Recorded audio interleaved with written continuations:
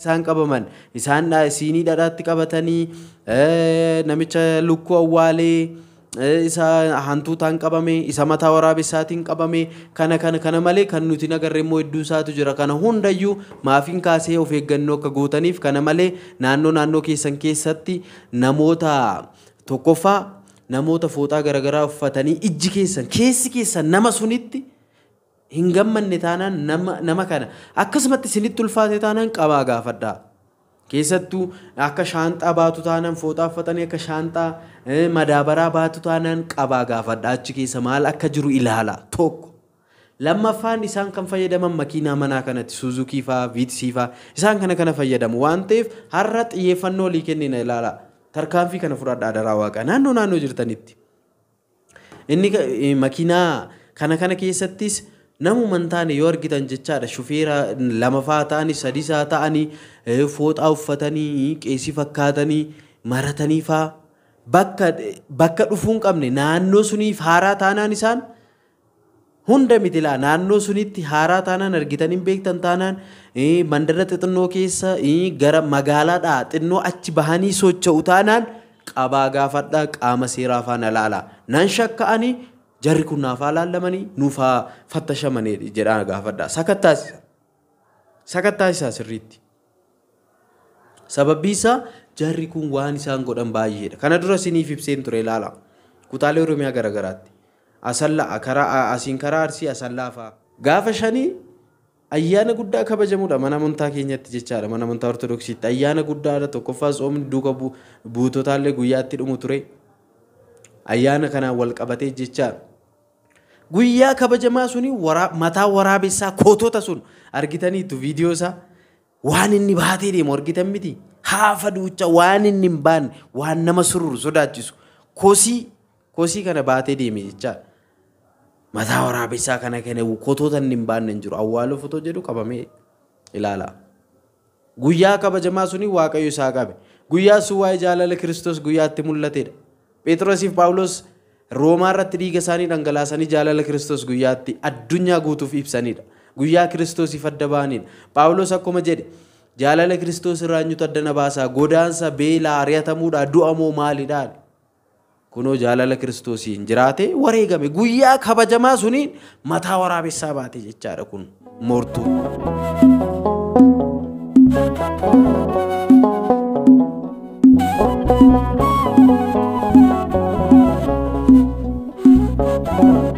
maqaa abbaa kan ilmaa kan hafuura qulqulluu sadan waaqayyo tokkoon ameenii akkam nagaa jirtu hundumti keessan irra deebiidhaan lafa jirtanitti nageenyi waaqayyoo nageenyi Kiristoos jiraata isiniif haa baay'atu ijoolleen tawaahidoo hundumti keessan akkasumas lafa garagaraa teessanii sagantaa kana kan hordoftan ijoolleen Oromoo amantaa garagaraa keessa jirtan baga nagaan na eegdan isiniin jecha amma kanan isiniif qopheessu sirriitti akkana dhageessan maqaa waaqayyoo isin gaafadha musliima pirootestaantii waaqeffataa ortodoksiin jedhu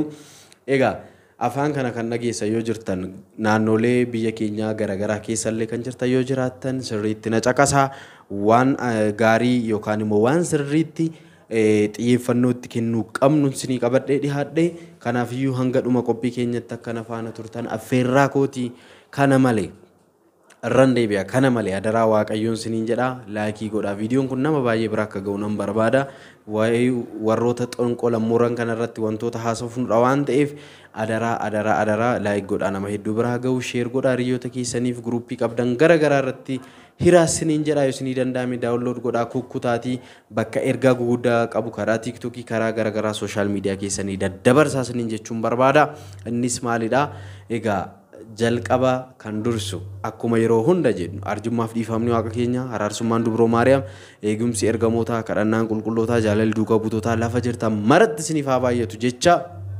an obboleessa keessan faarfataa naatii yookaan akliiluu egaa gonfoo Gabrieliin jedhama egaa kanaaf iyyuu hundumti keessaniyyuu egaa sheer laayik gochuu hin dagatiinaa isiniin jedha Sanbeen Tube miidiyaa keessanidha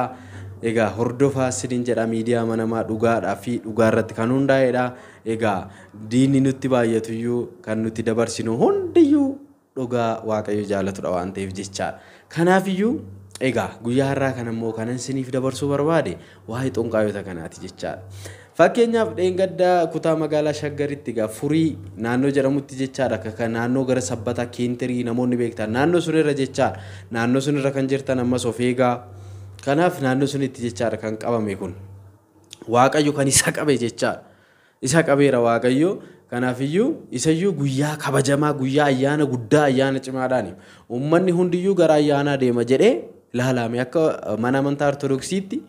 Ortodoks Tawaahidotti guyyaan sun ayyaana guddaadha. Tokkoffaa guyyaa Phaawulosiif Phexrositti wareegaman mana amantaa keenya bifa guddaadhaan kan kabajudha. Lammaffaan guyyaa abbaa keenya Abuuna Gabra Manfas Qidduus ayyaana kan waggaa isaaniiti. Ilaala. Phaawulosiif Phexros biyya Roomirratti garaagarummaa waggaa lamaatiin kan isaan wareegaman jechaadha. 67 fi waggaa 69tti jechaadha. Bara 67 fi bara 69 Kiristoos erga dhalatee fannifamee du'ee du'aa keessa mitti ol baheen booda jechaadha dhaloota Kiristoos booda bara 69 fi 67 bara haraaraa jechaadha amma bara 2015 irra jirra bara sunitti jechaadha Phaawulosiif Phexros asiin gadi mataa isaa lafatti garagaree kan inni fannifamee wareegame Phaawulos mormi isaa irraa citee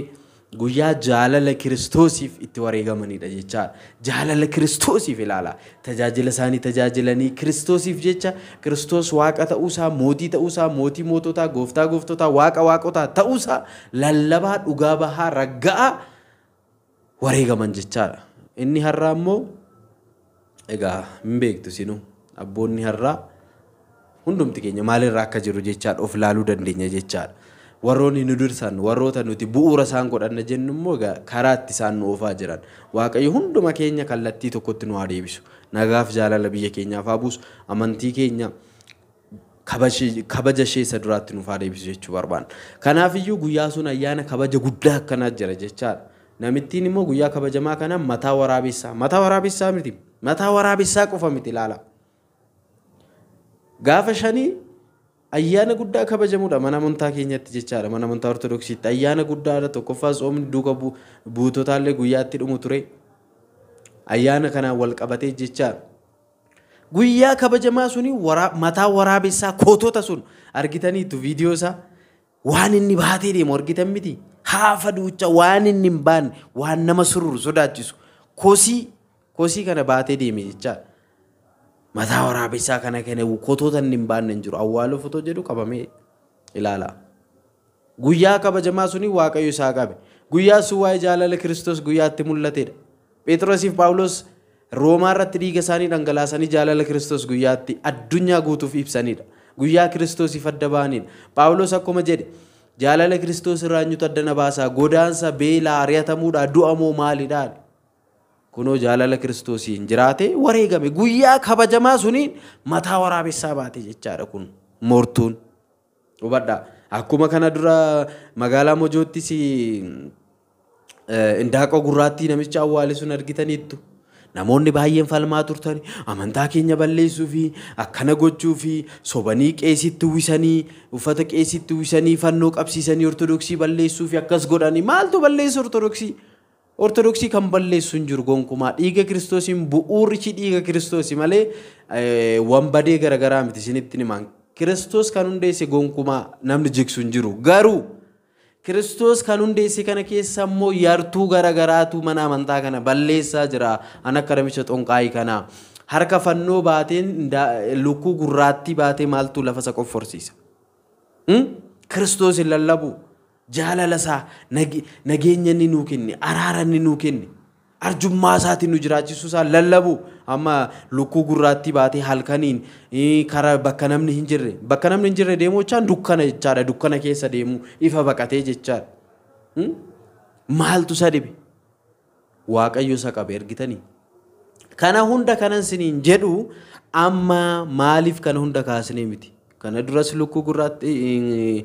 hantu ta'anis kan qabame jira dubartoonni tokkos immoo siinitti dhadhaa waan ta'e baatanii osoo mandara keessa deemanii lafa ta'anii caar godhanii qabamaniiru waan baay'ee jiranii beektu haa ta'uuti waa'ee xonqaayotaa kana hunda bakka garagaraatti isaan qabaman isaan siinii dhadhaatti qabatanii namicha lukkuu awwaalee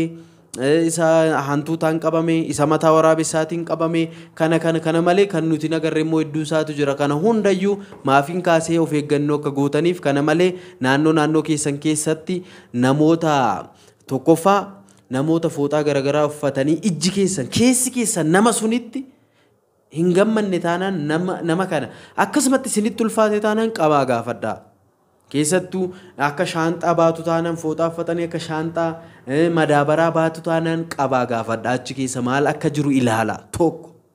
lammaffaan isaan kan fayyadaman makiinaa manaa kanatti Suzuki faa Vitsi faa isaan kana fayyadamu waan ta'eef har'a xiyyeeffannoo olii kennina ilaala tarkaanfii kana fudhadhaa daraa waaqa naannoo jirtanitti. Inni makiinaa kana keessattis namuman taane yoo argitan jechaadha shufeera lama faa ta'anii sadii isaa ta'anii fooxaa uffatanii qeesii fakkaatanii maratanii faa bakka dhufuun qabne naannoo suniif haaraa taanaan isaan hunda miti laa naannoo sunitti haaraa taanaan argitaniin beektan taanaan mandara xixinnoo keessa gara magaalaadhaa xinnoo achi bahanii socho'u taanaan qabaa gaafadhaa qaama seeraa faana laala nan shakka'anii jarri kun naafaa laallamanii nuufaa fattashamanii jedhaa gaafadhaa sakattaasisaa sirriitti. Sababbii isaa jarri kun waan isaan godhan baay'eedha. Kana dura isiniif ibseen ture ilaala. Kutaalee Oromiyaa garagaraatti. Asallaa asiin karaa Arsii Asallaa faa